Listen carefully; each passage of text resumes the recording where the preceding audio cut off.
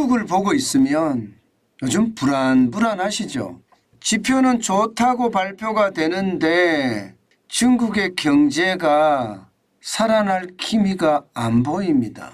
그런데도 불구하고 중국은 전 세계에다가 돈을 많이 뿌리거든요.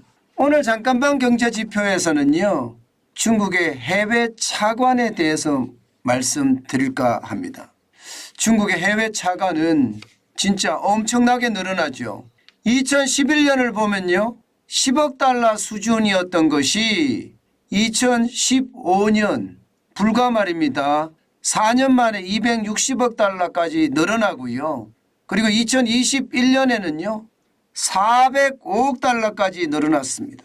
굉장히 빠른 속도로 늘어나죠. 중국이 돈을 번 만큼 그 돈으로 기업들, 국가들 이런 데 환심을 사겠다는 이야기겠죠. 세계에 아주 빈곤 국가일수록 중국의 차관이 많습니다. 그것도 적은 차관이 아니고요. 고금리 차관이 굉장히 많아요. 중국이 경제 성장을 할 때는 전 세계에서 저금리로 돈을 빌려서 성장을 했는데 정작 중국에 돈이 생기니까 고금리로 이자 장사를 한다 이런 얘기까지 들 정도로 말입니다. 어마어마하게 돈을 뿌려댑니다.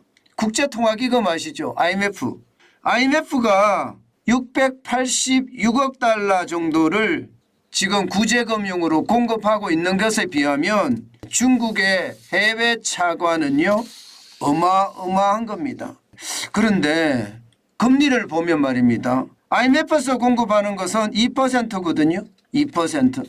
전체 금액이 686억 달러이기는 하지만 2% 금리입니다. 근데 중국은 5%의 금리예요. 2.5배입니다. 2.5배. 엄청나지요. 단적으로 말입니다. 이자 장사를 중국은 하고 있다는 이야기죠. 이렇게 차관으로 베풀러서 말입니다. 이자를 못 갚잖아요.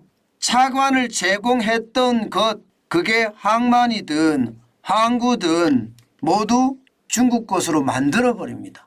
저는 이것을 보면서 말입니다. 결국 돈 풀어서 세계의 주요 거점을 장악한다.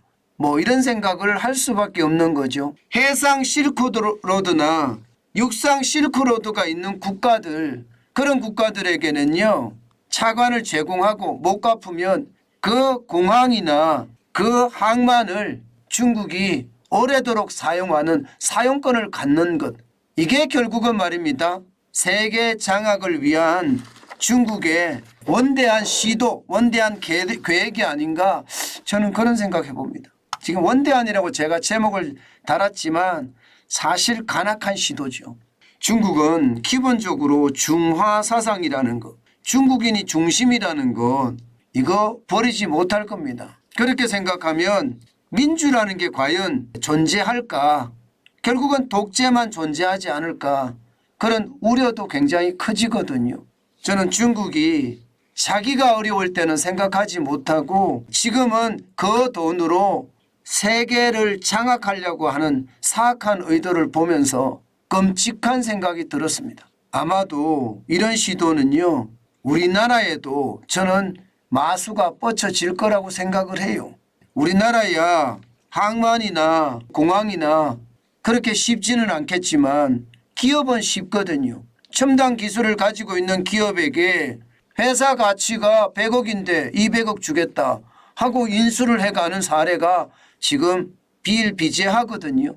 그런 걸 생각하면 우리도 이 부분에 대한 아주 정확한 저는 파악을 하고 있어야 되고요. 첨단 기술이 세계로 팔려나가는 것 어떤 시기든 막아야 됩니다. 그것만이 중국의 어떤 소나기에서 벗어날 수 있는 일이 아닐까 저는 다시 한번 생각해 봅니다.